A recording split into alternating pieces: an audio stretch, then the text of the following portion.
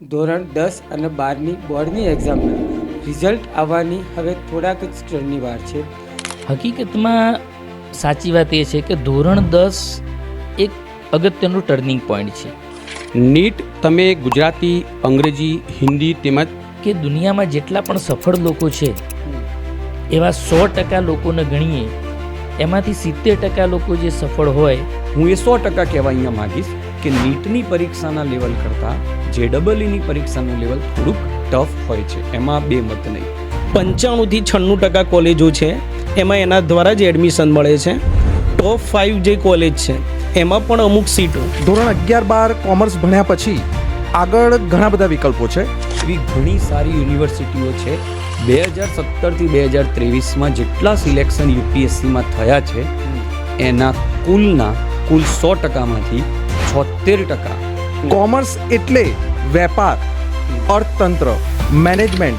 જે બાળકો જલ્દી ઇન્કમ ઈચ્છતા હોય, જલ્દી ઇન્ડસ્ટ્રીમાં જોબ કરવા ઈચ્છતા હોય તો એ વિદ્યાર્થીઓ જનરલી કે વાલીએ એના જે એજ્યુકેશન રૂપી ગાડી છે એના ડ્રાઈવર નથી બનવા. ધોરણ 10 પછી છોકરાઓ સ્ટ્રીમ કઈ રીતે પસંદ કરવી, કઈ સ્ટ્રીમ પસંદ કરવી અને તેમાં કઈ કઈ ભૂલો છોકરાઓ દ્વારા થાય, વિદ્યાર્થીઓ દ્વારા થાય છે. વિદ્યાર્થી આપણા મિત્રો સાયન્સ રાખે એ સ્ટ્રીમની અંદર સક્સેસ થવા માટે આપણા પ્રાઇમ મિનિસ્ટર નરેન્દ્ર મોદીનું વાક્ય તમે સાંભળ્યું હશે કે આજે એક CA સહીની જે વેલ્યુ છે. હવે જો વાલી મિત્રો અને વિદ્યાર્થી મિત્રોને કોઈ સંદેશ આપવો હોય તો આપ શું આપશો? કે વિદ્યાર્થીએ ડિસિઝન કેવી રીતે લેવું, વાલીનો રોલ શું હોય છે? તમારા જૂના સપનાઓ કે કોઈની દેખાદેખીમાં. એટલે સ્ટ્રીમ જે પણ પસંદ કરો એ તમારા ઇન્ટરેસ્ટની હોવી જોઈએ. કે સપનાથી ડૉક્ટર સુધીની સફર એટલે નીટ. આજે તમે જે સંઘર્ષ કરશો તે તમારી આવતીકાલની વાર્તા બનશે. જીવનમાં કારકિર્દી બનાવવા માટે કે સફળ થવા માટે ડર ન રાખશો, નિર્ભય બનો. ધોરણ 10ના વિદ્યાર્થીઓ અને વાલીઓને એક જ સવાલ કે ધોરણ 10 પછી શું?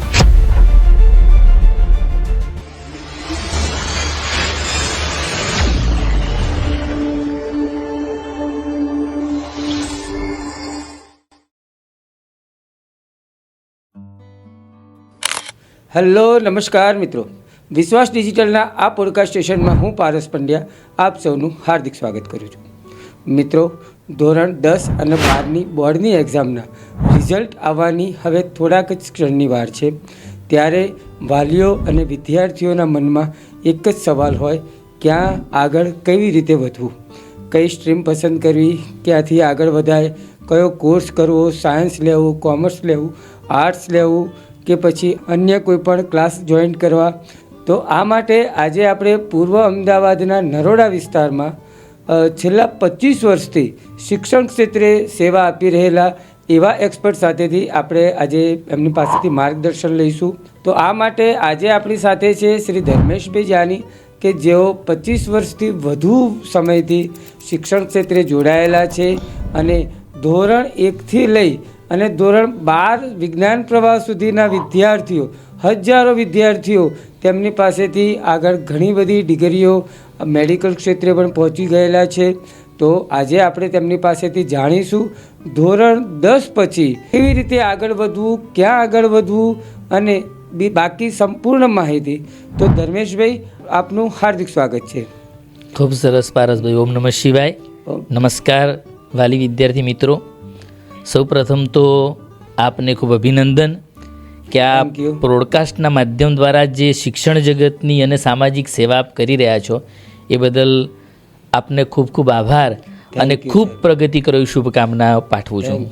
તો સાહેબ, અત્યારે હાલ ધોરણ 10ના વિદ્યાર્થીઓ અને વાલીઓને એક જ સવાલ કે ધોરણ 10 પછી શું? તો તેના માટે આપ શું કહેશો? ખૂબ સરસ પારસભાઈ.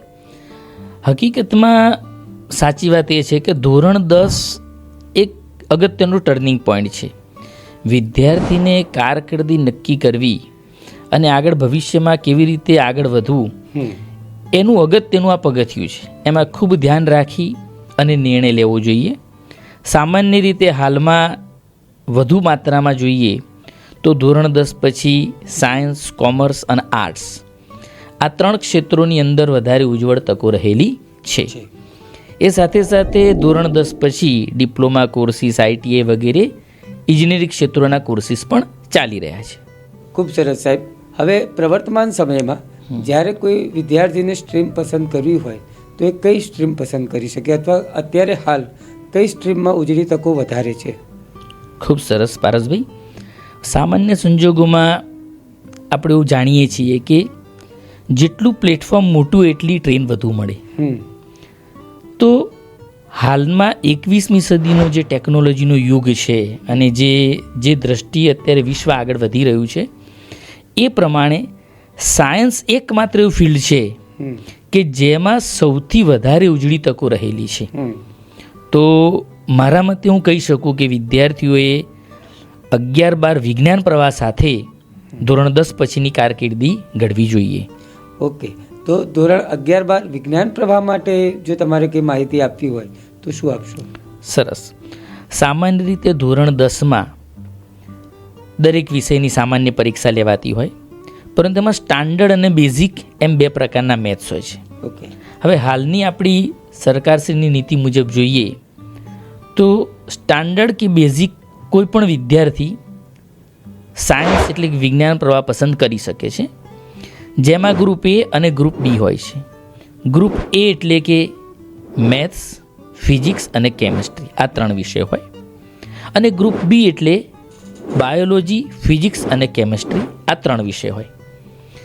જેમાં સ્ટાન્ડર્ડ કે બેઝિક કોઈ પણ મેથ્સવાળા વિદ્યાર્થી કોઈ પણ ગ્રુપ પસંદ કરી શકે છે. કેટલાક વિદ્યાર્થી વધુ તેજસ્વી કામ કરવા માગતા હોય તો તેઓ ગ્રુપ A અને ગ્રુપ B બંને પસંદ કરી શકે છે.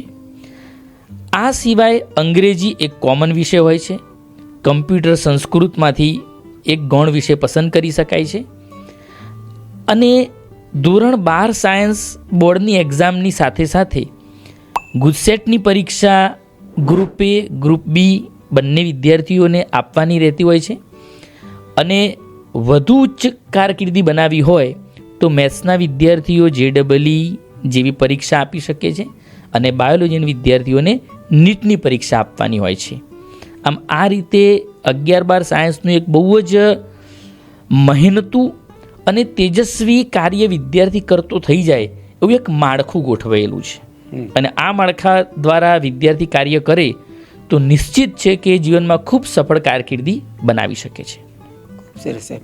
હવે ગ્રુપ A અને ગ્રુપ B ની વાત થઈ, તો ગ્રુપ A વિશે અગર જો ડિટેલમાં કે માહિતી આપવી હોય તો શું આપશો તમે? ગ્રુપ Aના વિદ્યાર્થીઓની વાત આપણે કરીએ તો ગ્રુપ A એટલે મુખ્યત્વે ગણિત સાથે, મેથ્સ સાથે આગળ વધે.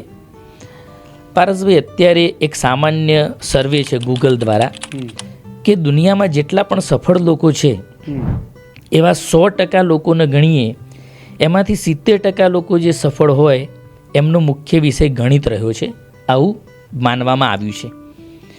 એટલે મેથ્સ વિષય અગત્યનો ગણાય.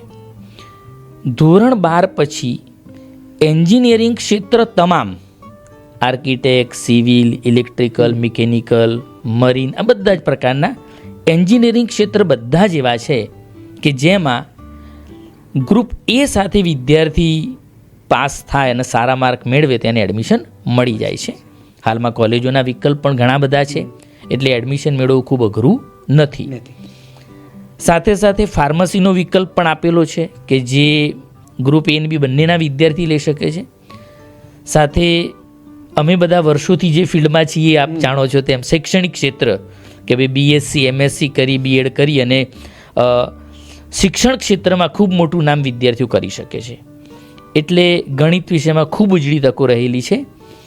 અને હું ચોક્કસપણે એવું કહી શકું કે વિદ્યાર્થી યોગ્ય દિશાથી અને સચોટ માર્ગદર્શકના નેતૃત્વ હેઠળ કાર્ય કરે તો વિદ્યાર્થી ભવિષ્યમાં ખૂબ જ ખુશ થશે કે એની કારકિર્દી પ્રત્યે એને ક્યારેય કોઈ અફસોસ નહીં હોય એના નિર્ણય બદલ, એની હું 100% ખાતરી આપું છું. ખૂબ સરસ સાહેબ. તો સાથે હવે ગ્રુપ B વિશે થોડી માહિતી આપવી હોય તો? હા, ગ્રુપ બીના વિદ્યાર્થીઓ એટલે મુખ્ય વિષય બાયોલોજી. આપણે બધા જાણીએ છીએ કે ગ્રુપ B લેનાર વિદ્યાર્થીઓ એનો મુખ્ય ગોલ હોય ડૉક્ટર બનવું. તો ગ્રુપ B એટલે MBBS, મેડિકલ ક્ષેત્ર આખું એને આવી ગયું. પણ કેટલાક વિદ્યાર્થીઓ ડરતા હોય કે ભાઈ MBBSમાં એડમિશન નહીં મળે તો શું. તો શું થશે? તો ગ્રુપ બીમાં બીજી ઘણા બધા ક્ષેત્રો છે કે જેમાં MBBSના જેવી જ અથવા એના કરતાં પણ ઉજળી તકો રહેલી છે. જેમ કે MBBS એટલે મેડિકલ ક્ષેત્ર આપણે વાત કરી, પણ પેરામેડિકલ ઓકે. મતલબ કે MBBSની સાથે પહેલાં આપણે વાત કરી લઈએ તો BHMS અને BAMS, જેને આપણે આયુર્વેદિક અને હોમિયોપેથિક ડૉક્ટર કહીએ છીએ, તે થઈ શકે છે. પેરામેડિકલમાં બધા જ ડેન્ટલ, ફિઝિયોથેરાપી, આ લેવલના જે પણ ડૉક્ટર્સ કહેવાય, જેમ કે ENT ડૉક્ટર્સ, આ મેડિકલ ક્ષેત્ર બધું એમાં કવર થઈ જતું હોય છે. સાથે સાથે અત્યારે food and dairy technology, veterinary ક્ષેત્ર, ખેતીવાડી ક્ષેત્ર, સરકારી આરોગ્ય કેન્દ્રોને લગતી નાની મોટી ઘણી બધા કોર્સીસ પણ એમાં મળી રહે છે. નર્સિંગનો ખૂબ ઉજળી તકો આવનારા સમયમાં, જે આપણે વાત કરીએ 21મી સદીમાં, તો આખા વર્લ્ડ વાઇડ હોસ્પિટાલિટી બિઝનેસ સૌથી વધારે ચાલે છે. અને એમાં નર્સિંગ ક્ષેત્રમાં ખૂબ ઉજળી તકો રહેલી છે. ભારતમાં અને ભારતની બહાર પણ વિદેશમાં પણ વિદ્યાર્થી ખૂબ સારા પેકેજ મેળવે છે અને ખૂબ સન્માનજનક, અને હવે તો ટેકનોલોજી આધારિત કામ હોય છે, હા, બરોબર છે. એટલે ઘણા કામ સરળ થઈ જાય છે. એ ઉપરાંત એમાં પણ ફાર્મસી અને કેટલાક સ્કિલ બેઝિસ કોર્સીસનો ઉમેરો દિવસે દિવસે થઈ રહ્યો છે. બાયોલોજીમાં પણ જે આપણે મેથ્સવાળા બાળકોને કહીએ જ કે શૈક્ષણિક ક્ષેત્રે ઉજળી તકો છે, BSc MSc BEd કરી અને એ 11-12 સાયન્સના વિષય શિક્ષક તરીકે કાર્ય કરી શકે છે. ટ્યુશન ક્ષેત્રમાં કોચિંગ બિઝનેસ કે જે ખૂબ મોટો અત્યારે વ્યવસાય છે, તેમાં પણ પોતાનું નામ કરી શકે છે અને ખૂબ આર્થિક રીતે સદ્ધર થઈ શકે છે. તો જાની સાહેબ, ધોરણ 10માંથી પાસ આઉટ થતા વિદ્યાર્થીઓ માટે અને તેમના વાલીઓ માટે અગર જો કોઈ સંદેશ આપવો હોય તો તમે શું આપશો? ખાસ વાત એ છે કે જીવનમાં કારકિર્દી બનાવવા માટે કે સફળ થવા માટે ડર ન રાખશો, નિર્ભય બનો. સામાન્ય રીતે હું વારંવાર એક ઉદાહરણ વિદ્યાર્થીઓને પણ કહેતો હોઉં છું કે ગામમાં એક સામાન્ય ખેડૂત માણસ હતો, જે પહેલાં જૂના સમયમાં તો આપ જાણીએ છીએ કે એક ગામથી બીજે ગામ ચાલીને જતા હોય અને માર્ગમાં જંગલ વિસ્તાર ને ખીણ અને પહાડો જેવો પર્વતીય નાનો રસ્તો હતો. તો એ ખેડૂતે વિચાર્યું કે ભાઈ સાંજે પેલા ગામ જતો રહું ને મારું બીજા દિવસનું કાર્ય શરૂ થઈ જાય. એટલે માર્ગમાં અંધારું ખૂબ થઈ ગયું સાંજ પડી એટલે સતત ડર સાથે આગળ વધતો હતો. અને એમાં ઢોળાવાળા માર્ગમાં એનો પગ એકદમ છટકી જાય છે. એટલે એને મનમાં સ્વીકારી લીધું કે હવે હું આ પહાડ પરથી નીચે ઊંડી ખીણમાં પડી જઈશ અને મરી જઈશ. એટલે એણે પોતાનો જીવ બચાવવા માટે જે કંઈ હાથમાં આવે એને પકડવાનો પ્રયત્ન કર્યો, ટ્રાય કર્યો. એમાં એક વૃક્ષની ડાળખી એના હાથમાં આવી ગઈ. એટલે ઝાડની ડાળ પકડી લીધી એટલે ખૂબ ખુશ થઈ ગયો કે હવે હું બચી જઈશ. અને આખી રાત એ ડાળખી પકડીને એને હાથ સતત દુખાય, કાંડા દુખાય, હાથ દુખાય, ખભા દુખાય, પણ ભગવાનનું નામ બોલતો બોલતો આખી રાત એ ડાળખી પકડી રાખ્યો. ત્યાંથી આગળ જ ના વધ્યો. પણ જેવું સવારે સૂર્યનું પહેલું કિરણ પડ્યું અને ખબર પડી કે પગથી એક વેંત નીચે જ જમીન હતી. જો એણે ડાળખી છોડવાની હિંમત કરી હોત અથવા કોઈ પ્રયત્ન કરીને આગળ વધવાનો ટ્રાય કર્યો હોત તો એ આગળ પણ વધી શકત અને સુખ પણ પ્રાપ્ત કરી શકત અને પોતાના માર્ગે જે એના લક્ષ્ય સુધી ત્યાં પહોંચી શકત. એટલે ઘણીવાર આવી ડરની અજાણી ડાળખીઓ આપણા માર્ગમાં આવી જાય છે અને એને પકડી રાખવામાં આપણે આગળ વધી અને સોનેરી સૂર્યના દર્શન આપણે કરવાના ચૂકી જઈએ છીએ. તો ડર ન રાખશો, નિર્ભય બનો, પોતાનામાં વિશ્વાસ રાખો અને મહેનતુ બનો. મહેનત વિના તો કોઈ શક્ય જ નથી. APJ અબ્દુલ કલામનું એક સરસ વાક્ય આજે મને યાદ આવે છે, જે હું આપના માધ્યમથી બાળકોને કહીશ કે એમણે ખૂબ પરિશ્રમ કરી અને પોતાનું નામ એટલું ઉજ્જવળ બનાવ્યું કે એમણે એક સરસ વાક્ય કહ્યું હતું, જે આજે દરેક વ્યક્તિ માટે, કોઈ પણ ઉંમરના હોય, સ્ત્રી પુરુષ હોય કે કોઈ પણ દેશનો વ્યક્તિ, એના માટે ખૂબ અગત્યનું વાક્ય છે કે જન્મ્યો જ્યારે હું ત્યારે હસતી હતી દુનિયા અને રડતો હતો હું. બસ એ જ વાતનો બદલો લઈશ મારા મૃત્યુ સમયે કે હસતો હોઈશ હું અને રડતી હશે આ દુનિયા. તો આવું આદર્શ જીવન જીવવું, સફળ જીવન જીવવું અને ખૂબ પરિશ્રમ કરો. મહેનત અને પરિશ્રમ વિના કંઈ જ પણ શક્ય નથી. સિદ્ધિ નથી. મેડિકલ પ્રવેશ માટે હવે આપણે બાયોલોજી એક્સપર્ટ શ્રી જયેન્દ્રભાઈ પટેલ પાસેથી જાણીએ કે ધોરણ 12 સાયન્સ પછી મેડિકલ પ્રવેશ માટે શું કરવું જોઈએ. ધોરણ 12 સાયન્સ પછી મેડિકલ પ્રવેશ માટે એક તો ભારતની સૌથી મોટી મેડિકલ એન્ટ્રન્સ એક્ઝામ એટલે કે નીટ આપવી પડે છે. અને નીટ આપવા માટે 12 સાયન્સમાં તમારે કેમિસ્ટ્રી, ફિઝિક્સ અને બાયોલોજી આ 3 મુખ્ય સબ્જેક્ટ રાખવા પડે છે. નીટ તમે ગુજરાતી, અંગ્રેજી, હિન્દી તેમજ તેના સહિત 13 ભાષાઓમાં આપી શકો છો, જેથી ગ્રામીણ વિદ્યાર્થીઓ જે હોય એમને તકલીફ નહીં પડતી. તો ખૂબ સરસ સાહેબ. હવે એની એક્ઝામ પેટર્ન વિશે થોડી માહિતી આપણા વ્યુઅર્સને આપો. ચોક્કસ. એક્ઝામ પેટર્ન કે એ રીતની છે, ટોટલ 180 પ્રશ્નો આવશે. આ 180 પ્રશ્નોમાંથી 45 પ્રશ્નો રસાયણ વિજ્ઞાનના એટલે કે કેમિસ્ટ્રી, 45 પ્રશ્નો ફિઝિક્સ એટલે કે ભૌતિક વિજ્ઞાન અને 90 પ્રશ્નો આવશે બાયોલોજી એટલે કે જીવ વિજ્ઞાનના. ટોટલ 180 પ્રશ્નો, એક પ્રશ્ન 4 ગુણનો આવશે એટલે 720 માર્ક્સનું પેપર થશે આપણું, જે તમારા ઓછામાં ઓછા 3 કલાક અને 20 મિનિટમાં પૂરું કરવાનું થશે. એટલો સમય તમને પરીક્ષા આપવા માટે મળશે. આ પેટર્નની અંદર બીજું એક મહત્ત્વની વસ્તુ ખાસ યાદ રાખવાનું, કેમ કે નેગેટિવ માર્કિંગ છે એટલે 1 માર્ક્સ જો પ્રશ્ન ખોટો પડ્યો તો માઇનસ થશે, જો સાચો પડશે તો 4 માર્ક્સ આવશે, ખોટો પડશે તો 1 માઇનસ એટલે ટોટલ 5 માર્ક્સ માઇનસ થશે. માટે જો પ્રશ્ન ના આવડતો હોય ને તો એને અડવું જ નહીં, સૌથી સારામાં સારું છે. ઓકે, તો હવે પછી આ પ્રશ્નોના ટ્રેન્ડ શું હોય છે એમાં? જો આપણે વાત કરીએ છેલ્લા 10 વર્ષની, તો એનસીઆરટી જે આવ્યું છે, મતલબ કે આમ તો જોવા જઈએ તો 2018 પછી એનટીએ બોર્ડ હવે નીટ લેવાનું ચાલુ કર્યું છે. ઓકે. એટલે એમની જે એક્ઝામ માટેની ચોપડીઓ છે એનસીઈઆરટી, ટૂંકમાં જે ધોરણ 11 અને 12 છે એમાં જે ચોપડીઓ આપણે ભણીએ છીએ એ ચોપડીઓમાંથી પૂછાય છે. ઓકે. 2018 પહેલાં સીબીએસઈ બોર્ડ પરીક્ષા લેતું હતું. ઓકે. એટલે એ વખતે કોઈ ચોક્કસ પ્રકારનો કોર્સ ફિક્સ નહોતો કે ભાઈ આમાંથી જ આવશે, તમે જે ભણો છો એ આવશે, એ સિવાય પણ બીજું ઘણું બધું કરવું પડતું હતું. પણ હવે તમારે ખાલી ચોપડી જ રીડ કરવાની છે. એનસીઈઆરટી એ વ્યવસ્થિત લાઇન ટુ લાઇન કોન્સેપ્ટ સાથે સમજી લેશો તમે, એટલે તમે સરળતાથી નીટમાં 720માંથી 600+ સ્કોર કરી શકો. ખૂબ સરસ, ખૂબ સરસ સાહેબ. અને સાથે એ પણ જણાવી દો કે કેટલા વિદ્યાર્થીઓ આ પરીક્ષાઓ આપતા હોય છે? હા, ચોક્કસ.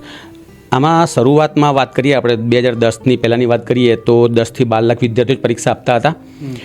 પરંતુ જેમ જેમ એજ્યુકેશનનો વ્યાપ વધતો ગયો છે તેમ તેમ વિદ્યાર્થીઓની સંખ્યા વધતી ગઈ છે. અને છેલ્લે આપણે વાત કરીએ તો 2024 પછી તો 2023-24 પછીની વાત કરીએ તો 20 થી 24 લાખ વિદ્યાર્થીઓ નીટની પરીક્ષા આપે છે. અને એમાં ગુજરાતની અંદર 80 થી 90 હજાર વિદ્યાર્થીઓ નીટની પરીક્ષા માટે રજીસ્ટ્રેશન કરાવતા હોય છે. ઓકે, ખૂબ સરસ સાહેબ. તો હવે આ બાયોલોજી વિષય માટે આપના તરફથી કંઈ માર્ગદર્શન આપવું હોય વિદ્યાર્થીઓને તો શું આપશો? બાયોલોજી એટલે બી ગ્રુપ. આ બી ગ્રુપની અંદર જે વિદ્યાર્થીઓ એડમિશન લે છે અને કંઈ બધા તો નીટ માટે ક્વોલિફિકેશન કરતા ના હોય, તો પછી બીજું શું કરવું? તો પેરામેડિકલ છે. આ સિવાય આપણે વાત કરીએ તો BSc nursing, biomedical, biotechnology, okay, કૃષિ વિજ્ઞાન એટલે કે જે આપણે એગ્રીકલ્ચર કહીએ એની અંદર એડમિશન લઈ શકાય. બીએસસી તો છે જ ઓલરેડી, બરાબર. આ ઉપરાંત વધારે સારું કામ કરવું હોય તો જો તમારે ડૉક્ટર જ બનવું છે કે બસ મારા ડૉક્ટર આગળ લખાવવું જ છે, તો એના માટે ફિઝિયોથેરાપી સૌથી બેસ્ટ છે. BHMS, BAMS એમાં પણ સરળતાથી તમારે એડમિશન મળી શકે તમને, તો તમે આ કામ કરી શકો છો. આ ઉપરાંત જે આપણે નેવી કહીએ, લશ્કરની અંદર જે આર્મી કહીએ, તો એની અંદર જે જરૂર પડતી હોય એઝ અ મેડિકલ સ્ટાફ તરીકે, તો એની અંદર પણ આપણને એની અંદર સ્કોપ વધી જાય છે. ઘણા બધા ક્ષેત્રો છે. ખૂબ સરસ સાહેબ. હવે તમારા તરફથી કંઈ કહેવું હોય વિદ્યાર્થી મિત્રો, વાલી મિત્રોને, તો આપ શું સંદેશ આપશો? તો હું એટલું જ કહીશ કે સપનાથી ડૉક્ટર સુધીની સફર એટલે નીટ. નીટ એ કોઈ રેસ નથી, એ તમારી મહેનત અને ધીરજની કસોટી છે. આજે તમે જે સંઘર્ષ કરશો તે તમારી આવતીકાલની વાર્તા બનશે. માટે વિદ્યાર્થીઓ ભણતા રહો, હિંમત હારશો નહીં. ખૂબ સરસ, થેન્ક યુ. ખૂબ સરસ, થેન્ક યુ. તો મિત્રો, હવે શ્રી વિરેનભાઈ પંચાલ કેમિસ્ટ્રી વિષય એક્સપર્ટ પાસેથી જાણીએ ધોરણ 12 વિજ્ઞાન પ્રવાહ પછી થતી સ્પર્ધાત્મક પરીક્ષાઓ જેવી કે JEE વિશે થોડી માહિતી મેળવીએ. પારસભાઈ, JEEની પરીક્ષા ધોરણ 12ની એક્ઝામ પહેલાં પણ એકવાર લેવાય છે અને ધોરણ 12ની પરીક્ષા પૂર્ણ થયા પછી પણ લેવાય છે. એટલે સાહેબ 2 એટેમ્પ્ટમાં લેવાય છે. એક જાન્યુઆરી એટેમ્પ્ટ જે લગભગ 20 જાન્યુઆરીથી 30 જાન્યુઆરી વચ્ચે લેવાય, અને બીજો એટેમ્પ્ટ તમારો એપ્રિલ સેશનમાં હોય છે. હવે 2 વાર પરીક્ષા લેવાય છે તો સાહેબ પરિણામ કયું ગણાશે? તો પરિણામ બેસ્ટ ઓફ 2 ગણાય. મતલબ કે સમજો જાન્યુઆરી એટેમ્પ્ટમાં તમારા 90 PR આવ્યા અને એપ્રિલ એટેમ્પ્ટની અંદર તમારા 95 PR આવ્યા, તો સરસ વાત એ છે કે અહીંયા 95 PR તમારા મેરિટમાં ગણાતા હોય છે. તો સાહેબ આ પરીક્ષાની પેટર્ન શું હોય છે અને તે કોના દ્વારા લેવાતી હોય છે? આ પરીક્ષા આખું એક બોર્ડ છે, નેશનલ ટેસ્ટિંગ એજન્સી, એના દ્વારા લેવાય છે. આ પરીક્ષા કોમ્પ્યુટર બેઝ છે સાહેબ. એટલે એક વખતે પરીક્ષા જાહેર થઈ, જેમ કે જાન્યુઆરી એટેમ્પ, તો એમાં 8 શિફ્ટ હોય. એટલે દરેકને અલગ અલગ પેપર આવે 8 વખત. જેમ કે 22 જાન્યુઆરીએ પેપર છે તો સવારે શિફ્ટ અલગ, એવી 8 શિફ્ટમાં પેપર લેવાય છે. અને નોર્મલાઇઝેશન એટલે સવારની શિફ્ટ અને બપોરની શિફ્ટમાં જે છોકરાઓ હોય એને પ્રશ્નો બદલાય પણ પ્રશ્નોનું લેવલ સેમ રહેતું હોય છે. એટલે NTA દ્વારા આ લેવાય છે. કોમ્પ્યુટર બેઝ આ એક્ઝામ હોય છે અને એક્ઝામ સેન્ટર હોય ત્યાં જઈને જ લેવાય. આમાં મુખ્યત્વે 3 પેપરો લેવામાં આવતા હોય છે. અને JEEમાં પણ ખાસ નોંધવા જેવી વાત, 2 પેપર ટીક કરવાનો હોય છે, એક પેપર 1 અને એક પેપર 2. પેપર 2 જે છે મોસ્ટલી આર્કિટેક્ટમાં જે જવા માગતા હોય એ લોકો આપતા હોય છે, અને એન્જિનિયરિંગમાં આગળ વધવા માગતા હોય છે એ લોકો પેપર 1 આપતા હોય. પેપર 1માં મુખ્ય 3 સબ્જેક્ટ આવે છે, ફિઝિક્સ, કેમિસ્ટ્રી અને મેથ્સ, જેમાં 25 એમ કુલ 75 પ્રશ્નો હોય. દરેક પ્રશ્નના 4 ગુણ આધારે પેપર લેવાતું હોય છે. એમાં 20 પ્રશ્નો દરેક સબ્જેક્ટમાં MCQ બેઝ હોય અને 5 પ્રશ્નો ન્યુમેરિકલ બેઝ હોય, ઇન્ટીજર ટાઈપ. એ રીતે દરેક વિષયમાં 25 પ્રશ્નો હોય. નેગેટિવ માર્કિંગ આમાં પણ છે, 1 માર્ક એનો નેગેટિવ માર્ક છે. હવે વિદ્યાર્થીઓને પ્રશ્ન થાય કે સાહેબ 4 માર્કના MCQ કેટલા ટફ હશે? હું એ 100% કહેવા અહીંયા માગીશ કે નીટની પરીક્ષાના લેવલ કરતાં JEEની પરીક્ષાનું લેવલ થોડુંક ટફ હોય છે, એમાં 2 મત નહીં. પરંતુ 4 માર્કનો પ્રશ્ન કેમ? તો એનો એક લોજિક એવું છે કે વિદ્યાર્થીઓમાં સિરિયસનેસ વધે કે ભાઈ 4 માર્કનો પ્રશ્ન છે, એટેમ્પ કરવામાં ધ્યાન રાખવું, નેગેટિવ માર્કિંગ દેખાય. બીજું કે ત્રણેયમાં 25 એટલે 75 પ્રશ્નોની અંદર કુલ આપણે માર્ક જોવા જઈએ તો 300 થાય, જેથી કરીને મોટા માર્જિન દેખાય કે કોઈના આટલા આવ્યા, તો PRમાં પણ સરળતા રહે છે. એટલે 4 માર્કના પ્રશ્નો વધુ ગંભીરતા, વધુ એલર્ટનેસ સાથે વિદ્યાર્થીએ પરીક્ષા આપે એના માટે હોય છે. આશરે આ પરીક્ષા દર વર્ષે 13 લાખ વિદ્યાર્થીઓ આપે છે, કારણ કે એ ગ્રુપના જ વિદ્યાર્થીઓ આ પરીક્ષા આપી શકતા હોય છે. જે ગ્રુપ એ સાથે આગળ વધતા હોય, બાયોલોજી ગ્રુપના વિદ્યાર્થીઓ આ પરીક્ષા આપી શકતા નથી. ઓકે, ગુજરાતમાંથી કેટલા વિદ્યાર્થીઓ અંદાજિત હોય છે? 60,000ની આસપાસ દર વર્ષે હોય છે. તો સાહેબ JEE પરીક્ષાના મેરિટના આધારે વિદ્યાર્થી ક્યાં ક્યાં એડમિશન મેળવી શકે? બહુ સરસ પ્રશ્ન. JEE મેઇન જે છે, 2 પ્રકાર આવે છે, એમાં G મેઇન અને G એડવાન્સ. તો આપણે G મેઇનના આધારે પહેલાં વાત કરીએ. તો G મેઇનના આધારે આપણા ગુજરાતની બહુ ટોપમોસ્ટ જે કોલેજો છે, like Dhirubhai Ambani institute, Nirma university, એવી ઘણી સારી યુનિવર્સિટીઓ છે કે જે G મેઇનના મેરિટના આધારે તમને આગળ એડમિશન આપતા હોય છે. એ ઉપરાંત NIIT, ઘણી NITsની અંદર પણ તમને એના આધારે એડમિશન મળી શકતું હોય છે. અને G મેઇનનો બીજો એક ફાયદો કેમ આપવી પડે, તો જે છોકરાઓ IIT, જે તમે સાંભળ્યું હશે નામ IIT, એ IITમાં એડમિશન જો તમારે લેવાનું થાય તો G મેઇન એ એનું પહેલું પગથિયું છે કે G મેઇનમાં અમુક કટ ઓફ આવે પછી તમે G એડવાન્સ માટે ક્વોલિફાય થાઓ છો. તો સાથે સાથે સાહેબ G એડવાન્સ વિશે પણ માહિતી આપી દો.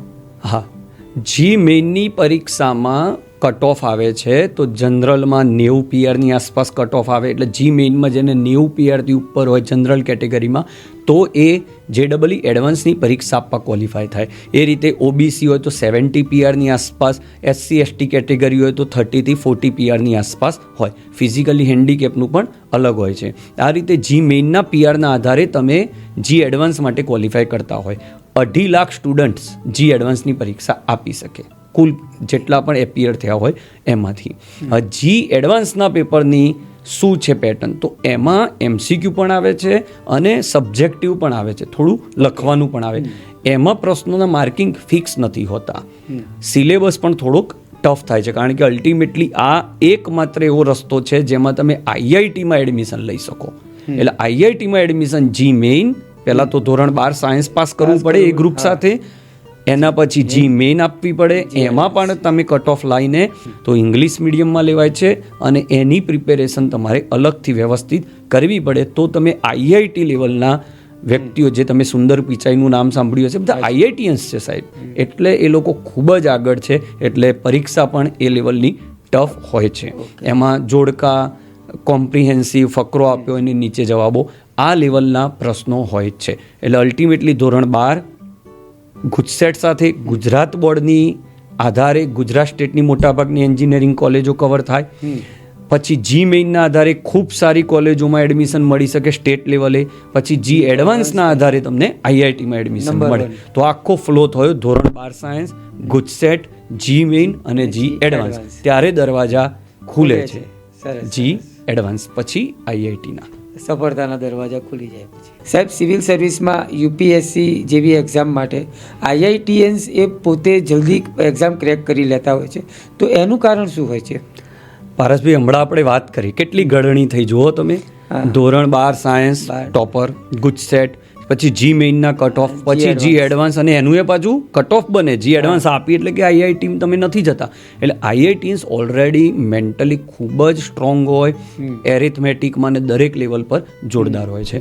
સાહેબ, એક સર્વે કહું કે જેને યુપીએસસી કે જીપીએસસી ગુજરાત સ્ટેટ લેવલની પરીક્ષાઓ પાસ કરવી હોય, એમાં યુપીએસસીનો એક ડેટા છે મારી પાસે. 2017થી 2023માં જેટલા સિલેક્શન યુપીએસસીમાં થયા છે એના કુલ 100%માંથી 76%નું બેકગ્રાઉન્ડ સાયન્સ છે. ઓકે. વિજ્ઞાન પ્રવાહથી આગળ વધ્યા હોય એવા. એ 76%માંથી પણ 60% એન્જિનિયરિંગવાળા છે. બાકીના 7-8%માં મેડિકલ ક્ષેત્રવાળા છે, અને બાકીના 7-8%માં બીએસસી ને આ બધા છે. એટલે કે આ વિચારવા જેવું છે, કેમ આવું? તો સાયન્સ આટલા બધા ગાઢણીથી એ ઘડાઈ ચૂક્યા છે, એટલે આ બધું બહુ એના માટે સરળ બની જતું હોય છે. એટલે યુપીએસસી જેવી ટફ એક્ઝામિનેશન માટે પણ મોટાભાગે આઈઆઈટીએન્સ આ સરળતાથી ક્રેક કરે છે. અને જીપીએસસી ક્લાસ 1-2 ઓફિસરમાં પણ તમારું બેકગ્રાઉન્ડ જો સાયન્સ હોય, હું એમ નથી કહેતો કોમર્સ આર્ટ્સવાળા નથી કરી શકતા, પણ સાયન્સ કર્યા પછી એટલું માણસ ઘડાઈ જાય છે મેન્ટલી, એનું યસ, એની તાર્કિક બુદ્ધિ એટલી બધી ડેવલપ થઈ ચૂકી હોય છે કે ઘણી બધી આવી સિવિલ સર્વિસીસ એક્ઝામો સરળતાથી ક્રેક કરી શકે છે. ત્યાં પણ તમને આ વિજ્ઞાન પ્રવાહ અને એમાં એન્જિનિયરિંગ ક્ષેત્રમાં જો તમે આગળ હોય તો ખરેખર ખૂબ જ લાભ મળતો હોય છે. તો સાહેબ, ધોરણ 12 પછી મેરિટ કઈ રીતે બનતું હોય છે? ધોરણ 12 વિજ્ઞાન પ્રવાહ પછી જો તમે ગુજરાત સ્ટેટની એન્જિનિયરિંગ કોલેજ કે ફાર્મસી કોલેજમાં જવા માગો છો, બીએસસી નર્સિંગમાં એમાં જવા માગો છો, તો ધોરણ 12ના બોર્ડના માર્ક્સ, સાયન્સના મેથ્સ, કેમેસ્ટ્રી, ફિઝિક્સ અથવા બાયોલોજી, કેમેસ્ટ્રી, ફિઝિક્સ, અને સાથે બોર્ડ દ્વારા પછી લેવાતી ગુજસેટ પરીક્ષાના પીઆરની ગણતરી થતી હોય છે 50-50%. હવે તમે એનાથી ઉચ્ચ અભ્યાસ કરવા માગો છો, જેમ કે મેડિકલ ક્ષેત્રમાં જવા માગો છો, તો માત્ર નીટના માર્કના આધારે તમને એડમિશન મળતું હોય છે. પછી આપણી સ્ટેટ કોલેજોમાં ક્યાંક ક્યાંક JEE મેઇનના પણ કોટા છે, તો જી મેઇનના પીઆરના આધારે પણ તમને એડમિશન મળી શકતું હોય છે. અને જો તમે આઈઆઈટીમાં જવા માગો છો તો 12th સાયન્સ પછી તમે જી મેઇનમાંથી પછી તમારે ક્વોલિફાય થવાનું, જી એડવાન્સ આપવાની, અને એના કટ ઓફમાં તમે કવર કરો તો તમે આઈઆઈટીમાં જઈ શકો. પારસભાઈ, આ બધું કરવા છતાં હું એટલું કહેવા માગું છું કે ડિગ્રી લઈ લેવાથી કશું જ નહીં થાય. Degree opens the door but skill keep it open. એટલે ડિગ્રીથી દરવાજો ખુલશે, પણ જો એ દરવાજો ખુલ્લો રાખવો હોય તો સ્કિલ હોવી જોઈએ. ખૂબ સરસ માહિતી આપી સાહેબ. અને વિદ્યાર્થીઓના મનમાં હવે એક પ્રશ્ન તો જરૂર થતો હશે કે આટલા બધા લેયર્સ અને આટલું બધું હાર્ડ એજ્યુકેશન ભણ્યા પછી શું? હવે છે ને, ઘણાના મનમાં આ પ્રશ્ન હોય કે આટલું બધું ભણવાનું કેમ? તો એક સરસ ઉદાહરણ આપું કે એક શિક્ષક હતા, એમના શિષ્ય અને વિદ્યાર્થીને કહ્યું કે મારે પાણી પીવું છે. આ જે તમે પ્રશ્ન પૂછો ને એ વિદ્યાર્થીએ ગુરુને પૂછ્યો હતો. એટલે કે એક કામ કર, મારે પાણી પીવું છે, તું પાણી લઈ આય. એટલે એ જઈને ગ્લાસમાં લઈ આવ્યો કે ના મારે આ પાણી નહીં, આ રીતે નહીં, કે પેલી ચાની ગળણી પડી છે ને એ લઈ જા, થોડીક બગડેલી હતી, ધોઈ નહીં હોય, એ લઈ જા ને એમાં પાણી લેતો હોય, મારે એમાં જ પીવું છે. તો પેલો વિચાર કરે, ખરું આ તો કેમનું? પણ ગુરુજન એટલે કશું બોલ્યો નહીં કે લાવો જઈએ. જાય, પાણી ભરે, થોડો આવે, શરૂઆતમાં થોડો આવે, ગુરુ સુધી પહોંચે પહેલાં ઢોળાઈ જાય. ઢોળાઈ ગુરુજન પાછા કે ના ના મારે પાણી તો હું આમાં જ પીવું. એવું 3, 4, 5 વખત પછી પેલો એ કંટાળ્યો કે હવે મારે ગુરુજન હોય તો એ કહી દેવું છે કે આ પોસિબલ નથી. તો આવ્યો ગુરુજન જોડે કે સાહેબ નથી પોસિબલ, જેવું પાણી લઈને નીકળું છું હવે તો ત્યાં ને ત્યાં ઢોળાઈ જાય છે. શરૂઆતમાં તો થોડું એ નજીક અવાતું હતું, હવે ત્યાં ને ત્યાં ઢોળાઈ જાય છે. તો ગુરુજને કીધું કે જ્યારે તે ગળણી લીધી ત્યારે એની હાલત શું હતી? તો કે એના છિદ્રો છે ને સેટ ઢંકાયેલા હતા, કારણ કે થોડુંક ધોવાની બાકી હતી, થોડો મેલ ભરાઈ ગયો હતો. પછી તું પાણી લઈને આવ્યો વારંવાર, તો હવે ગળણી સામે જોતો જરા. તો કે સાહેબ હા એકદમ ચોખ્ખી થઈ ગઈ છે. એના ગળણીના બધા હોલ્સ જોતો. તો કે હા સાહેબ બધા હોલ એકદમ ઓકે થઈ ગયા છે. બસ સાહેબ કે ભણતર આ જ કરે છે.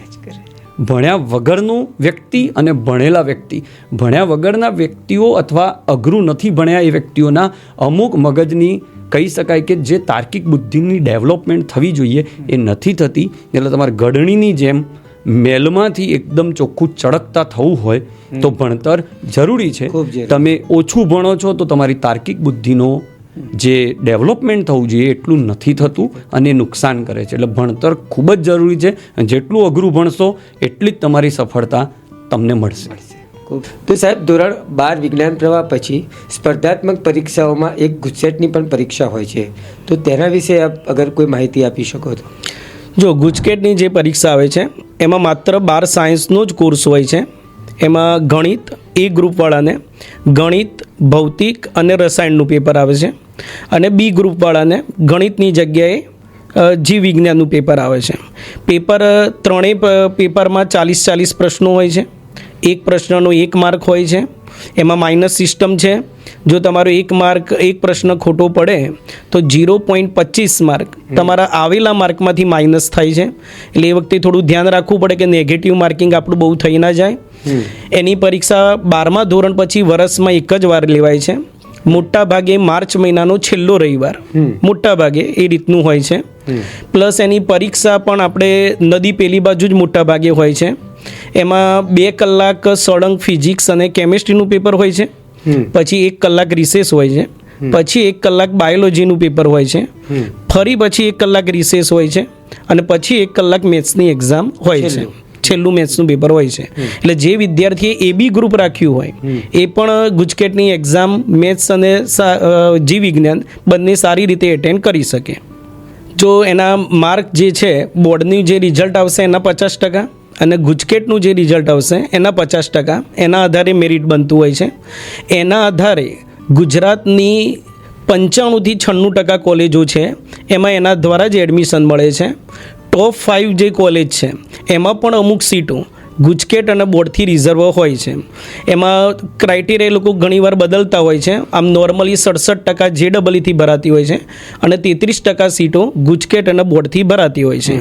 ગુજકેટ અને બોર્ડમાં ફાયદો એ થઈ શકે કે તમને માત્ર ગુજરાતના જ વિદ્યાર્થીની કોમ્પિટિશન મળવાની છે, જ્યારે JEEમાં 67% સીટો છે પણ એમાં આખા ઇન્ડિયાના વિદ્યાર્થીઓ એની એક્ઝામ આપવાના અને એમાં તમારી કોમ્પિટિશનમાં તમારી જોડે રહેવાના છે. એટલે ગુજકેટ અને બોર્ડ એક સરળ રસ્તો છે કોઈ બી સારી એન્જિનિયરિંગ કોલેજમાં એડમિશન લેવા માટે. આવો તો હવે શ્રી ચિરાગસિંહ રાજપૂત શિક્ષણવિદ પાસેથી જાણીએ કે ધોરણ 10 પછી કયા સંજોગોમાં સામાન્ય પ્રવાહ પસંદ કરી શકાય. સામાન્ય પ્રવાહમાં વાત કરું તો માત્ર ગણિત જ નહીં પણ સોનાની તક કહી શકાય. કેટલાક લોકો એવું માને છે કે ગણિત નબળું હોય તો કોમર્સ લેવું જોઈએ, પણ એવું નથી. કોમર્સ એટલે હિસાબો, માત્ર લેવડ દેવડ એ નથી. કોમર્સ એટલે વેપાર, અર્થતંત્ર, મેનેજમેન્ટ અને કારકિર્દી બનાવવા માટેની બહુ જ ઉજ્જવળ તકો કોમર્સમાં રહેલી છે. તો સાહેબ આ સામાન્ય પ્રવાહમાં આગળ વધવા માટે કઈ તકો છે અને કેટલી છે? કોમર્સમાં ધોરણ 11-12 કોમર્સ ભણ્યા પછી આગળ ઘણા બધા વિકલ્પો છે, જેમાં મુખ્યત્વે બેચલર કોર્સ બીકોમ છે. હવે ઇન્ટિગ્રેટેડ કોર્સ પણ ચાલુ થયા છે, જેમાં બીકોમની સાથે તમે LLB કરી શકો છો, MCA કરી શકો છો, CA MBA કરી શકો છો. આ ઉપરાંત પ્રોફેશનલ લેવલમાં આગળ વધવું હોય તો CA, CS, CMA આ બધા જે કોર્સિસ છે એ કોર્સિસ એવા કોર્સ છે કે જેમાં વધુ સારી કારકિર્દી આપણે બનાવી શકીએ છીએ. બરાબર, એટલે એવું નથી કે કોમર્સ નબળું છે. કોમર્સમાં જે વિદ્યાર્થીઓ ઓછું ભણી શકે છે એ જ એમાં આગળ વધી શકે છે એવું જરૂરી નથી. કારણ કે CA બન્યા પછી આપણા પ્રાઇમ મિનિસ્ટર નરેન્દ્ર મોદીનું વાક્ય તમે સાંભળ્યું હશે કે આજે એક CA ના સહીની જે વેલ્યુ છે એ વેલ્યુ જે પ્રાઇમ મિનિસ્ટરની સહી છે એના કરતાં પણ વધુ મોટી છે. એટલે અર્થતંત્રમાં ખૂબ મોટી જરૂરિયાત કોમર્સની રહેલી છે. હાજી. ઓકે સાહેબ, તો હવે કેવા વિદ્યાર્થીઓએ આ કોમર્સ સ્ટ્રીમ પસંદ કરવી જોઈએ? બહુ જ સરસ સવાલ છે સાહેબ તમારો. જે વિદ્યાર્થીઓને પોતાના મહેનત પર વિશ્વાસ હોય, એટલે કે જેમણે પોતે એન્ટરપ્રિન્યોરશિપ કરવી હોય, બિઝનેસ કરવો હોય, અથવા તો મેનેજમેન્ટમાં જે લોકોએ આગળ વધવું હોય, તો એ લોકો માટે કોમર્સમાં ખૂબ જ ઉજળી તકો રહેલી છે. ખૂબ સરસ સાહેબ. હવે આમાં આપણે ફ્યુચર ટ્રેન્ડ્સ જોવા હોય તો એ કયા છે? અત્યારે હાલમાં AI એ સૌથી વિકસિત ફ્યુચર ટ્રેન્ડ છે. ઓટોમેશન્સ છે, માર્કેટિંગ છે અને સેમિકન્ડક્ટર. હાલમાં જ આપણું સાણંદ એ સેમિકન્ડક્ટર માટે હબ બની રહ્યું છે. અને આ સિવાય ગાંધીનગરમાં ગિફ્ટ સિટી જે અત્યારે વિકાસ પામી રહ્યું છે એ જોતાં એવું લાગે છે કે ભવિષ્યમાં કોમર્સ એ એકમાત્ર એવો વિકલ્પ હશે કે જેમાં સૌથી સારામાં સારી તકો રહેલી છે. ખૂબ સરસ સાહેબ. હવે જો વાલી મિત્રો અને વિદ્યાર્થી મિત્રોને કોઈ સંદેશ આપવો હોય તો આપ શું આપશો? વાલી મિત્રો અને વિદ્યાર્થીઓને હું એટલું જ કહીશ કે ધોરણ 10 પછી ગાડરિયો પ્રવાહ પસંદ ન કરો. આપણામાં કઈ શક્તિઓ રહેલી છે એને તમે જુઓ અને પછી તમે સ્ટ્રીમ પસંદ કરો. એક તમને ઉદાહરણ આપું તો ધીરુભાઈ અંબાણી, બરાબર, એક નાના બિઝનેસથી એમણે શરૂઆત કરી અને આજે એક મોટું એન્ટરપ્રિનરશિપ એમણે ઊભું કરેલું છે. તો એમણે એક વાક્ય કીધું હતું કે કોમર્સમાં માત્ર રટણ નહીં પણ વિચાર શક્તિ સફળતા અપાવે છે. એટલે તમારે કોમર્સમાં જોડાવવું છે તો માત્ર ગોખણપટ્ટીથી નહીં ચાલે, તમારે સ્કિલ ડેવલપમેન્ટ કરવું પડશે. અને આજે જો તમારી પાસે સારું સ્કિલ હશે તો તમારા માટે ખૂબ જ ઉજળી તકો કોમર્સમાં રહેલી છે. ખૂબ ખૂબ ધન્યવાદ સાહેબ. Thank you sir. તો વિદ્યાર્થી મિત્રો, હવે આપણે ફિઝિક્સ એક્સપર્ટ શ્રી ઘાડિયા સર પાસેથી જાણીશું કે ધોરણ 10 પછી ડિપ્લોમા કોર્સ વિશે. હા, ધોરણ 10 પછી ડિપ્લોમા પણ એક સારો કોર્સ છે.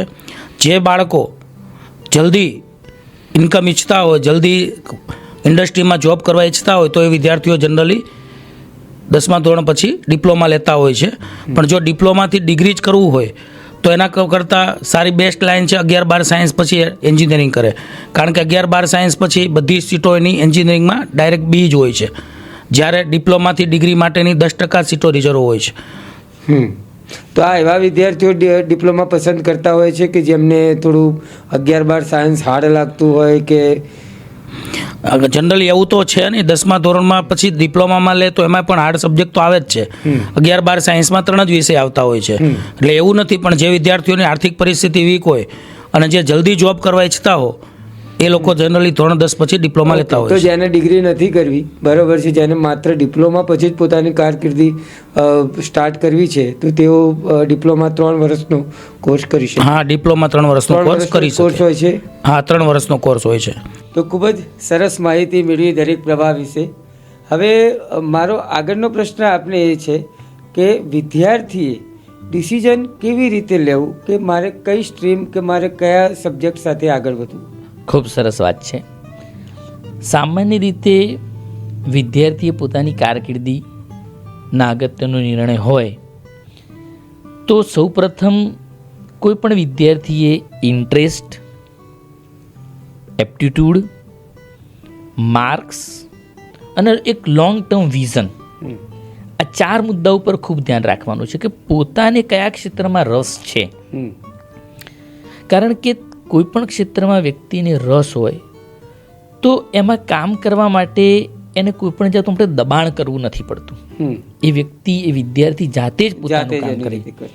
અને આપણે હંમેશા છે ને પારસભાઈ સેલ્ફ લર્નિંગ પ્રોસેસમાં બિલીવ કરવું જોઈએ કે જેટલું વ્યક્તિ એક વિદ્યાર્થી તરીકે જીવશે ને એટલું વધારે શીખશે.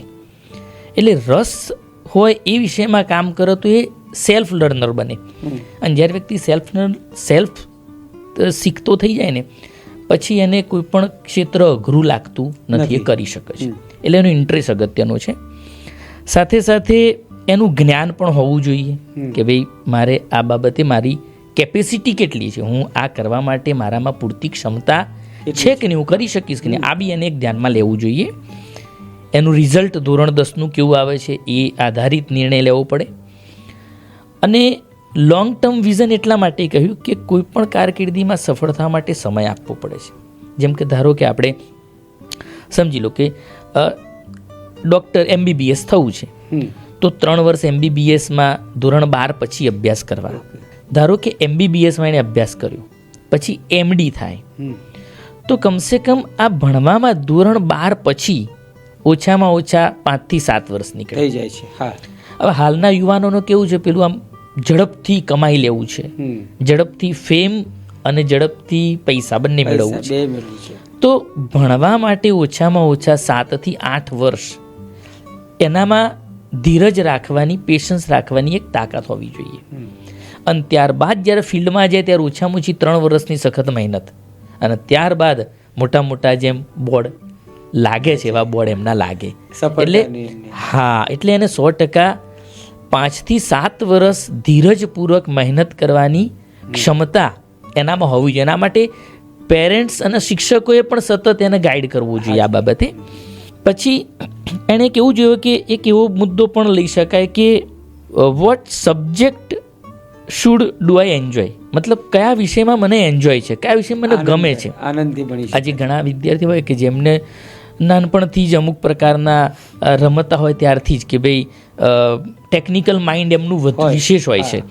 આજે આપણે ઘણા વિદ્યાર્થીઓ હોય કે ભાઈ 5મા 6મામાં ભણતો હોય પણ મોબાઈલ બધું જ આવડતો હોય, જે એના આપણે 40 વર્ષે પણ ના આવડતો હોય વ્યક્તિને, તો એને શેમાં કઈ વસ્તુમાં આનંદ આવે છે આ બાબત પણ ધ્યાનમાં રાખીને ભાઈ મને સેવા કયા પ્રવૃત્તિમાં આનંદ છે તો મેડિકલ પેરામેડિકલમાં જઈ શકે, હોસ્પિટાલિટીમાં આનંદ છે તો એ નર્સિંગમાં જઈ શકે છે, સેવાનો ઉદ્દેશ હોય તો એને ટેકનિકલ માઇન્ડ છે તો એન્જિનિયરિંગ ક્ષેત્રમાં જઈ શકે, ટીચિંગમાં રસ છે. અમારા ફિલ્ડમાં એવા ઘણા શિક્ષક મિત્રો છે કે જે એન્જિનિયરિંગ ક્ષેત્રમાં હતા પરંતુ એમને ટીચિંગમાં રસ હતો એટલે શૈક્ષણિક ક્ષેત્રમાં આવ્યા. તો કયું કાર્ય કરવાથી મને આનંદ મળે છે એ પણ એક મુદ્દો ધ્યાનમાં રાખવો જોઈએ.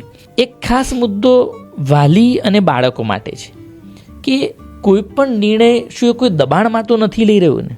ઘણીવાર દેખાદેખીમાં, મિત્રોના કારણે અથવા સગાવહાલા શું કહેશે કે ભાઈ હું પોતે એઝ એક ડૉક્ટર છું તો મારો સન ડૉક્ટર હોવો જ જોઈએ, એવું જરૂરી નથી. એને લિટરેચરમાં રસ હોય તો આર્ટ્સ સાથે પણ એ PhD કરી શકે છે. એટલે કોઈ દબાણ ન હોવું જોઈએ. એને નોલેજ ગાઈડન્સ કરવું પડે, કન્ફ્યુઝ હોય તેને માહિતી આપો, પરંતુ દબાણથી કોઈ નિર્ણય લેવો જોઈએ નહીં.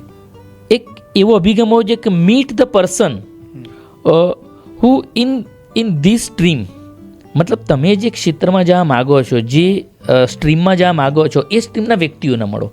ધારો કે મારે સાયન્સ લેવું છે તો હું 11-12 સાયન્સના વિદ્યાર્થીઓને, વેકેશનનો ખૂબ લાંબો સમય છે તો વેકેશનમાં 11-12 સાયન્સના વિદ્યાર્થીઓને મળો કે ભાઈ કેવું છે અભ્યાસ. આપની આસપાસમાં કોઈ પરિચયમાં ફેમિલીમાં ડૉક્ટરો છે તો એમને મળો કે MBBSમાં કેવું ભણ્યા, કેવી રીતે થયું, એન્જિનિયરિંગમાં રસ હોય તો એમને મળો. તમે જે ક્ષેત્રમાં જવા માગો છો એ ક્ષેત્રના વિદ્યાર્થીઓ અને એમાં ટોપ પર પહોંચેલા અથવા તો એમાં કાર્ય કરતા વર્તમાન વ્યક્તિઓને પણ તમે મળો અને એમના પાસેથી વધુ જાણો, વધુ માહિતી મેળવો. અને આમ મારા અનુભવના આધારે મેં જે કેટલાક મુદ્દા આપની સમક્ષ વર્ણવ્યા છે એ પ્રમાણે જો વિદ્યાર્થી નિર્ણય કરશે તો ચોક્કસપણે એને કોઈપણ જાતની મુશ્કેલી નહીં નડે અને શ્રેષ્ઠ નાગરિક આપણા દેશનો બની શકે છે, આગળ જતાં શ્રેષ્ઠ પરિણામ મેળવી શકશે. 100%, બિલકુલ સાચી વાત છે. તો વિદ્યાર્થી મિત્રો, અત્યાર સુધી આપણે ઘણી બધી માહિતી ઘણા બધા તજજ્ઞ શિક્ષકો પાસેથી મેળવી. હવે આપણે શ્રી ચિરાગભાઈ પટેલ પાસેથી જાણીશું કે તેમાં વાલીનો રોલ શું હોય છે. જો આમ ધોરણ 10 પછી પ્રવાહ પસંદગી કરવી એ વિદ્યાર્થીના જીવનનો બહુ મોટો તબક્કો છે. તો હું એટલું કહીશ કે વાલીએ એના જે એજ્યુકેશન રૂપી ગાડી છે એના ડ્રાઈવર નથી બનવાનું. તમારે એના GPS સિસ્ટમ જ બનવાનું છે. ગાડી એને જાતે જ ચલાવવા દો, તમારે ગાડીને ડ્રાઈવ કરવાની નથી. એ મુખ્ય મુદ્દો છે. બીજું, તમે એને સાંભળવાની આદત પાડો. જો વિદ્યાર્થી તમને એમ કહે છે કે મને વિજ્ઞાન ઓછું ફાવે છે કે ગણિત ઓછું ફાવે છે, તો તમે એના પર થોપી ના દેશો, એના પર ગુસ્સો ના કરો, એનું કારણ જાણવા થોડો એનો પ્રયત્ન કરો કે કેમ આના આ વિષયમાં ઓછી તકલીફ પડે છે. બીજું, મોટા ભાગના વાલીઓની તકલીફ હોય છે સરખામણી, કે પેલાના છોકરાએ સાયન્સ લીધું, તું કેમ સાયન્સ ના લે. બીજું હોય છે કે જ્યારે વાલી પોતે વિદ્યાર્થી કાળમાં હોય ત્યારે એમનું કંઈક સપનું હોય છે કે હું ડૉક્ટર બનું કે સારો એન્જિનિયર બનું, પણ કોઈ કારણસર એ બની નથી શક્યા. હું મારું જ ઉદાહરણ આપું. મારું વિદ્યાર્થી કાળમાં સપનું હતું ડૉક્ટર બનવાનું. મેં ખૂબ મહેનત બી કરી હતી, પણ હું કોઈ કારણસર પર્સન્ટેજ આવ્યા નહીં, હું ડૉક્ટર બની શક્યો નહીં. તો મારું બાબો આ સાલ 12 સાયન્સમાં જ હતું. એ જ્યારે 10મામાં હતું ત્યારે મારી બહુ ઈચ્છા હતી કે બી ગ્રુપ લે અને ડૉક્ટર બને, પણ એને 10મામાં મેથ્સમાં 100માંથી 100 માર્ક હતા અને સાયન્સમાં 90 માર્ક હતા. એટલે એને સાયન્સ ઓછું ફાવતું હતું, એને મેથ્સ સાથે જ એન્જિનિયરિંગમાં આગળ વધવું હતું.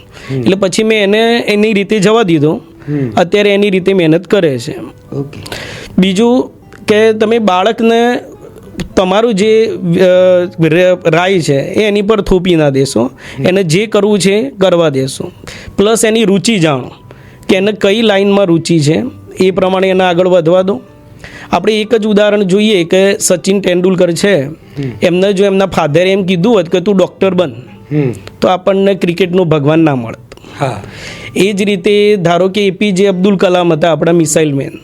એમને પણ જો એમના ફાધરે કીધું હોત કે તું ક્રિકેટર બન, તારે સાયન્ટિસ્ટ નથી બનવાનું, તો આપણને મિસાઇલ મળી જ ના હોત અને કદાચ ક્રિકેટર પણ ના મળે, ક્રિકેટર બી ના બન્યા હોત, સારા ક્રિકેટર પણ એ ના બની શક્યા હોત. એટલે વાલીએ બહુ જ ધ્યાન રાખવું જોઈએ કે તમે તમારો નિર્ણય વિદ્યાર્થી પર કોઈ કારણસર, તમારા જૂના સપનાઓ કે કોઈની દેખાદેખીમાં તમારો જે નિર્ણય છે વિદ્યાર્થી પર થોપી ના દેશો. વિદ્યાર્થીને રુચિ જાણો. પ્લસ વિદ્યાર્થી એમ કહે છે કે મારે એ ગ્રુપ સાથે આગળ જવું છે, તો તમારા સંબંધીમાં કોઈ એ ગ્રુપ સાથે આગળ ગયેલા હોય, ડૉક્ટર આગળ બનેલા હોય સારા, તો એમની મુલાકાત કરાવો કે એમાં આગળ શું ભવિષ્ય છે. કોઈ દેખાદેખી ના જુઓ કે બી આના છોકરાએ એ ગ્રુપ રાખ્યું, એન્જિનિયરિંગ પછી આનો બહુ મોટો પગાર છે, તો એવા મોટા પગારની પણ લાલચમાં આવીને તમે તમારા વિદ્યાર્થીનું એની જે રુચિ છે એના સિવાય બીજા કોઈ પણ પ્રવાહમાં જબરદસ્તી એને વાળશો નહીં. તો વિદ્યાર્થી મિત્રો, ધોરણ 10 પછી સ્ટ્રીમ પસંદગીમાં કઈ કઈ ભૂલો થાય છે અને તે ભૂલો રોકવા માટેની વાત આપણે શ્રી સચિનભાઈ પટેલ, ફિઝિક્સ એક્સપર્ટ પાસેથી જાણીશું. સચિનભાઈ, અમને જણાવો કે ધોરણ 10 પછી છોકરાઓ સ્ટ્રીમ કઈ રીતે પસંદ કરવી, કઈ સ્ટ્રીમ પસંદ કરવી અને તેમાં કઈ કઈ ભૂલો છોકરાઓ દ્વારા થાય, વિદ્યાર્થીઓ દ્વારા થાય છે. વિદ્યાર્થી મિત્રો, તમે ધોરણ 10ની બોર્ડ એક્ઝામ બહુ જ સરસ રીતે કમ્પ્લીટ કરી છે. હવે તમે એવા ક્રોસરોડ ઉપર છો કે સ્ટ્રીમની પસંદગી કેવી રીતે કરવી. મિનિસ્ટ્રી ઓફ ઇન્ડિયા 2022 અને 23નો સર્વે છે કે ધોરણ 11ની અંદર 5થી 10% વિદ્યાર્થીઓ સ્ટ્રીમ ચેન્જ કરતા હોય છે. આપણી આસપાસ પણ આપણે જોયું હશે કે કોઈ પણ સ્ટ્રીમમાં ગ્રેજ્યુએટ થયા પછી અમુક વિદ્યાર્થીઓ અલગ જ ફિલ્ડની જોબ કે બિઝનેસમાં જતા હોય છે. તો આપણે આવી ભૂલ કરવાની થતી નથી. સ્ટ્રીમની પસંદગીમાં ભૂલ થવાના 2 મેઇન કારણ છે. એક, આપણા મિત્રોનું આંધળું અનુકરણ, કે ભાઈ બધા જ વિદ્યાર્થી આપણા મિત્રો સાયન્સ રાખીએ તો આપણે પણ સાયન્સમાં જઈએ. સ્ટ્રીમની પસંદગી એ કોઈ ગ્રુપ એક્ટિવિટી નથી, એ તમારો પર્સનલ ડિસિઝન છે અને ડિસિઝન લીધા પછી તમારે આવતા 5 કે 10 વર્ષ એની પાછળ સખત પ્રયત્ન કરી તમારે એક સરસ મજાનું કેરિયર બનાવવાનું છે. દરેક સ્ટ્રીમ કોઈ સફળ કે નિષ્ફળ નથી. દરેક સ્ટ્રીમને પોતાના ટોપર્સ પણ છે અને એમાં ફેલર્સ પણ છે. સ્ટ્રીમની અંદર સક્સેસ થવા માટે આપણે ડિસિપ્લિન અને આપણા સતત પ્રયત્નોની જરૂર હોય છે. બીજું, આપણું ફેમિલી પ્રેશર. આપણા કુટુંબમાં ઘણા કહેતા હોય છે કે ભાઈ સાયન્સ બહુ ટફ પડશે, પણ જો વિદ્યાર્થી મિત્રો તમારી એનાલિટિકલ એબિલિટી, તમારું લોજિક સારું હોય અને રોજના 5 થી 6 કલાક તમારી જો મહેનત કરવાની તૈયારી હોય તો તમે 100% સાયન્સમાં સફળ થઈ શકો છો. પછી આપણને એવું પણ કહેતા હોઈએ કે કોમર્સમાં કોઈ ફ્યુચર્સ નથી, તો કોમર્સમાં પણ જો તમારે આંકડા નંબર્સ તમને પસંદ આવતા હોય, એનાલિટિકલ એબિલિટી જો તમારી સારી હોય, તો કોમર્સમાં પણ તમે એક સારા કેરિયર્સનું નિર્માણ કરી શકો છો. પછી આપણને એવું પણ કહેતા હોઈએ કે ભાઈ આર્ટ્સમાં તો જેમના ઓછા માર્ક્સ હોય એ જ વિદ્યાર્થીઓ આર્ટ્સમાં જઈ શકે, પણ જો તમને લેંગ્વેજમાં ઇન્ટરેસ્ટ હોય, તમારે સિવિલ સર્વિસીસમાં ફ્યુચર્સમાં કેરિયર બનાવવું હોય, તો તમે આર્ટ્સમાં પણ જઈ શકો છો. એટલે સ્ટ્રીમ જે પણ પસંદ કરો એ તમારા ઇન્ટરેસ્ટની હોવી જોઈએ, એમાં ડિસિપ્લિન જોઈશે અને એમાં સતત પ્રયત્ન કરશો તો એક સારા કેરિયરનું નિર્માણ થશે. ખૂબ સરસ સાહેબ, ખૂબ સરસ માહિતી રહી અત્યાર સુધી સાહેબ. દરેક વિષયના તજજ્ઞ શિક્ષકો દ્વારા આપણે જે ધોરણ 10 પછી અને ધોરણ 12માં જે JEE, ગુજસેટ કે સ્પર્ધાત્મક પરીક્ષાઓ વિશે પણ ખૂબ જ ડીપલી કવર કર્યું. તો હવે એના અંતમાં કંઈ જો તમારે કહેવું હોય તો તમે શું કહેશો? પારસભાઈ, હું એક જ વાત કહીશ કે ધોરણ 10 પછી કયો પ્રવાહ એ અગત્યનું નથી, કઈ દિશામાં જવું છે એ અગત્યનું છે. દિશા સાચી ખબર હશે તો જ તમે સાચો પ્રવાહ નક્કી કરી શકશો. અને એ ના જોશો કે પ્રખ્યાત શું છે, બજારમાં પ્રખ્યાત શું છે એ ના જોશો, તમને કોણ શું વધારે શૂટ કરશે એ જુઓ. બજારમાં પ્રખ્યાત હોય જરૂરી નથી કે એ વસ્તુ તમને શૂટ કરે છે, તમારે એ જ કરવાનું છે જે તમને શૂટ કરે. APJ અબ્દુલ કલામ વિશે આપણે જાણીએ છીએ કે ક્યાંથી ક્યાં પહોંચી ગયા. એટલે એ હંમેશા કહેતા કે હાર્ડવર્ક કર્યા કરો, તમને ફળ મળશે મળશે અને મળશે જ. કારણ કે એ કંઈ બહુ ટોપર નહોતા શરૂઆતથી, પણ ધીમે ધીમે એમને અલગ અલગ ક્ષેત્રમાં આગળ વધતા ગયા અને એમને શ્રેષ્ઠ એમનું આપ્યું. પારસભાઈ, APJ અબ્દુલ કલામને કોણ નથી જાણતું? એ એટલા ટોપર નહોતા, પણ એમનું સાયન્સ પ્રત્યે ઇન્ટરેસ્ટ ખૂબ જબરજસ્ત હતો. એટલે ઇન્ટરેસ્ટ ખૂબ જ જરૂરી છે, કારણ કે માર્ક્સ લાવવાથી તમે પ્રવેશ મેળવી શકશો કોઈ કોલેજની અંદર, પણ જો તમને ઇન્ટરેસ્ટ હશે ને તો તમે એ દિશાની અંદર સૌથી સફળ વ્યક્તિ તમે બની શકશો. એટલે APJ અબ્દુલ કલામનું વાક્ય છે કે માર્ક્સથી તમે એડમિશન મેળવી શકો, પણ જો તમારો ઇન્ટરેસ્ટ હોય ને તો તમે એ દિશામાં સૌથી સફળ વ્યક્તિ બની શકો છો.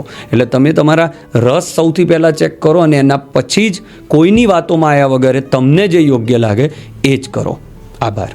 તો વિદ્યાર્થી મિત્રો, વાલી મિત્રો, આજે આપણે ખૂબ જ ઊંડાણપૂર્વક ચર્ચા કરી ધોરણ 10 અને ધોરણ 12 પછી સ્પર્ધાત્મક પરીક્ષાઓ અથવા તો ધોરણ 10 પછી કયા પ્રવાહ સાથે આગળ વધવું, કયા વિષય સાથે આગળ વધવું, તેની ખૂબ જ ઊંડાણપૂર્વક ચર્ચા કરી.